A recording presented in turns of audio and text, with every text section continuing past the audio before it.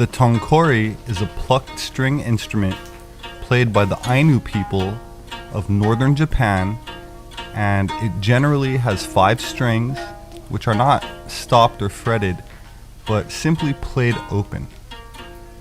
The instrument is typically constructed of a single piece of wood from the evergreen tree, approximately a meter long. Its shape is traditionally said to resemble a woman's body, and a pebble is placed within the body cavity of the instrument, granting it a soul. By the 1970s, the instrument was practically extinct, but is experiencing a revival along with the increased interest in Ainu heritage.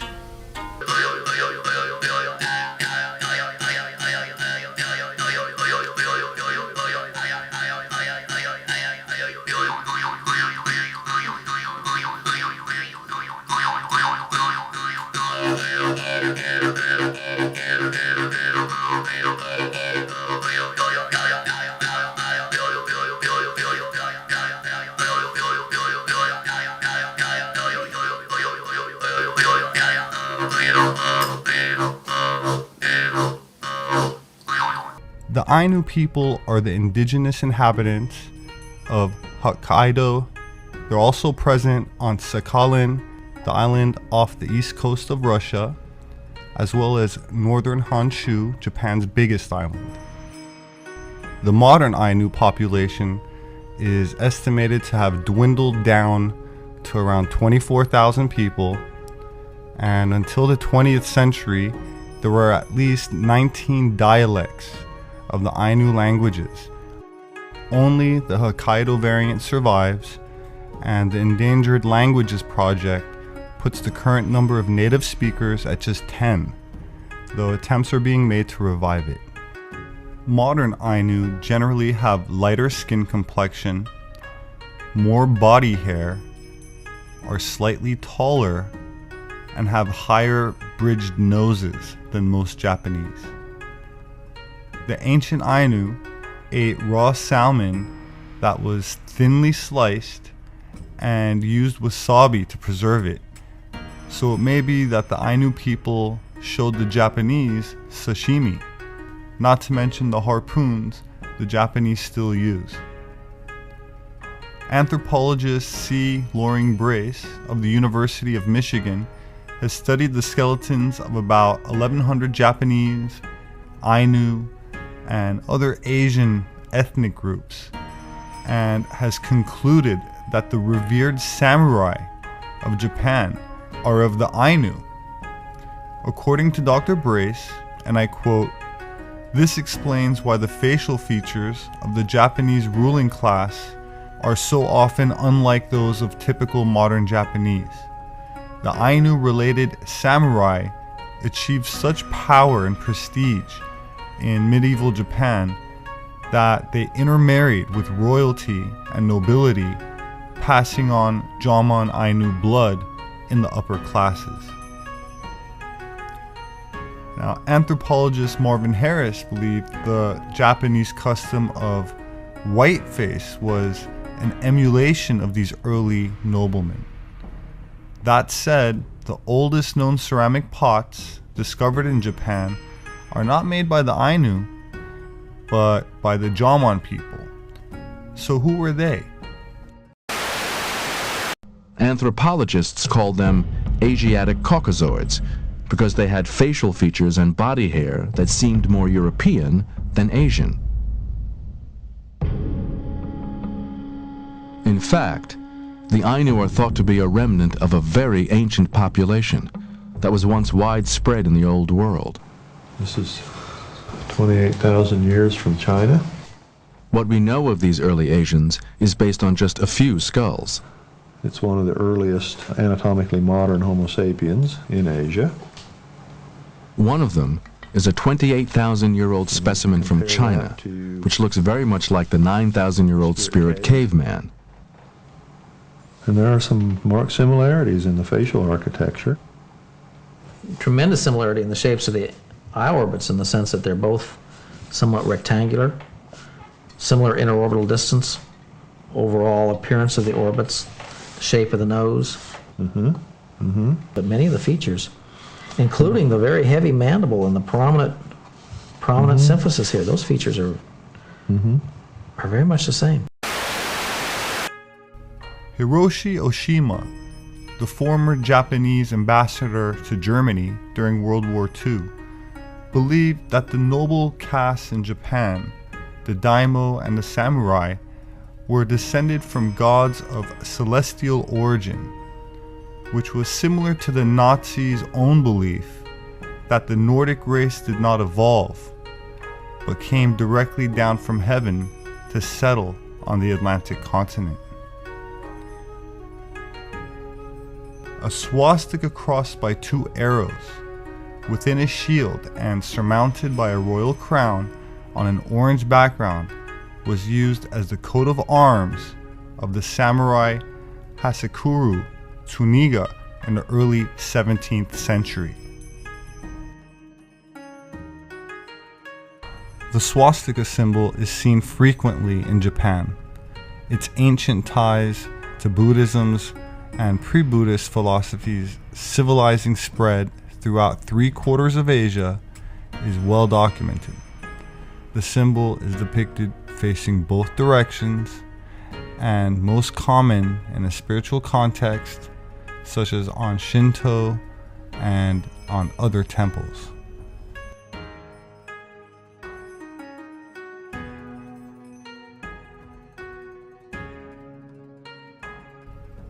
While the term Buddhism applies to a religious philosophy founded by Gautama Buddha, the core goals, such as enlightenment achieved through various meditation and yogic practices, or a self-realization and the attempt to conquer the birth and death cycle, known as reincarnation and karma, this existed before Gautama's lifetime, 2,500 years ago, then known as the Aryan Path. This influence can still be seen in places like Thailand, the land of smiles, which managed to escape colonialism and the eradication of its history, which often comes with colonialism. And that's why all the depictions of Buddha still have blue eyes, in addition to the usual swastika symbols. So where then were the ancestors of the modern Japanese, Thai, Chinese, and other populations who now reside where ancient Aryans or Caucasoids once inhabited? During the last ice age, global sea levels were much lower as hundreds of feet of water was trapped in the form of frozen glaciers, so many islands, such as those in the Pacific, were exposed and had much larger land masses, which were presumably populated. And a Japanese researcher investigating underwater rock formations claims they are the remnants of an ancient Asian civilization that disappeared under the sea off the coast of Yonaguni Island. It's very fascinating. Let's take a look. The search for the ruins of a mysterious lost city called Mu, thought to have sunk somewhere in the Pacific Ocean, has captivated the popular imagination of adventurers for years. But many scientists dismiss the hypothetical lost world of Mu as sheer fantasy. But one Japanese marine geologist believes he has found ruins in the waters off southern Japan that may have been the basis of these tales. Undaunted amidst persistent skepticism, Musaki Kimura has worked for decades on proving that a group of extraordinary rock formations off Japan's southernmost island of Yonaguni are actually the foundations of an ancient city that disappeared into the Pacific over 4,000 years ago. In a 1985 underwater dive, he noticed that some of the rocks seemed unnaturally smooth and formed a stone staircase close to the island shores. After many additional dives, Kimura says he has found irregular rock formations over a square kilometer from its shores, and even a road through rubble accumulated at the bottom of the ocean. He believes this is nothing more than evidence of man-made ruins of a submerged city. In my estimation, the structure like a castle is situated right in the middle of the city, which prevails over 1 square kilometer from there. And though not as big as the castle, a lot of ruins of shrine-like structures have been discovered also. Komura says he believes the city had a castle, a shrine, a triumphal arch, statues, and even a colosseum when the city was above water. Judging by the design and the disposition of the ruins, the city must have looked just like an ancient Roman city. I can envision that a triumphal arch-like statue stood on the left side of the Colosseum and a shrine over the hill. Komura believes the city sunk in an earthquake, but this theory has received harsh criticism from many scientists who say the ruins can be accounted for by natural phenomena, such as tidal and volcanic activity. They also say few artifacts such as clay pots or weapons have been found at the site.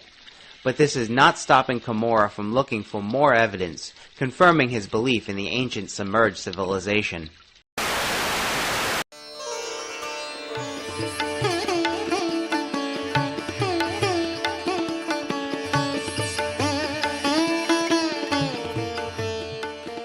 So what do you think? Could there be a lost continent of Mu, as postulated by British writer James Churchward? According to Churchward, Mu extended from somewhere north of Hawaii to the south as far as the Fijis and Easter Island. He claimed Mu was the site of another earlier Garden of Eden and the home of millions of inhabitants that flourished 50,000 years ago, now lost and submerged under the melted glaciers of the Pleistocene, with the survivors competing for new land, all into the Holocene. My name is Robert Sepper. I'm an author and anthropologist, and would like to invite you to join me in awakening from a long amnesia. Species with Amnesia, Our Forgotten History, Gods with Amnesia, Subterranean Worlds of Inner Earth, The Occult Secrets of Vril, and 1666, Redemption Through Sin. I would like to thank my subscribers who share my posts, as I rely on word of mouth, and I appreciate all of the positive feedback, reviews on my books, and I thank you very much for listening.